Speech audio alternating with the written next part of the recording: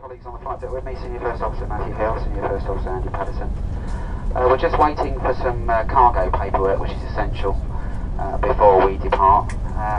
Just a little bit of news for you, which is probably going to disappoint you. I'm afraid we're going to have to depart and go to a place called Holguin first in Cuba. It's not too far from Cayo Coco, it's about 30 minutes flight time.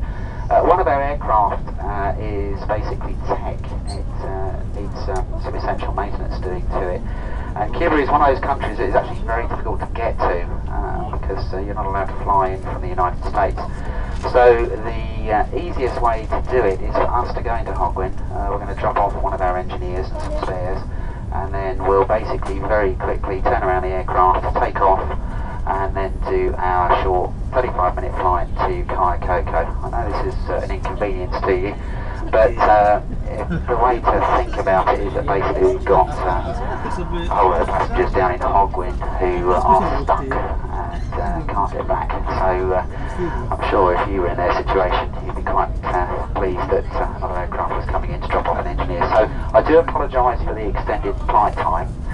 So we're going to Holguin first. The weather's nice there. It's only just down the road from Cayo Coco.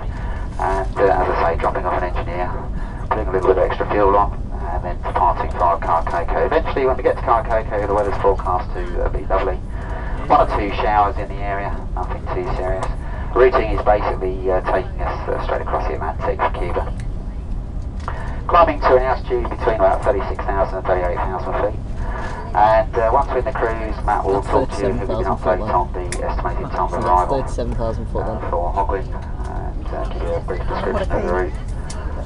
So for the moment, just sit back and relax. Can I ask that when the cabin crew give you their safety briefing, you pay particular attention as your safety is their primary concern. Thank you.